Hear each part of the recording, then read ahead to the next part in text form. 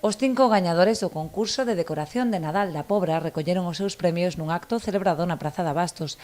Varios representantes do goberno municipal entregaron as cestas de alimentos valoradas en preto de 400 euros, con produtos adquiridos todos eles nos postos do mercado. Como vedes, temos aquí 5 cestas que esperamos que disfrutedes.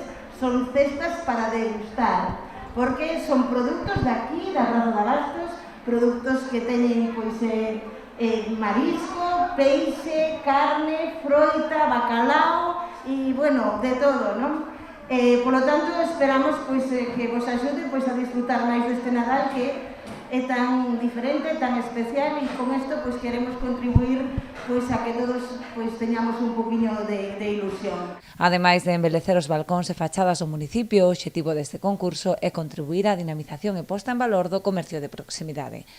E decir eso, un pouco insistir no que decía Charo, este Nadal tan diferente, donde non tiemos inauguración do Belén, donde non vamos a ter unha cabalgata, un pouco distinto, tiemos esta idea para que ese espírito navideño se vira un pouco por todo o concello. É o primeiro ano que se fai e o seguinte ano, sobre todo cando a xente vexa a foto das cestas, creo que vai a incrementarse a participación. A miña xa a primeira.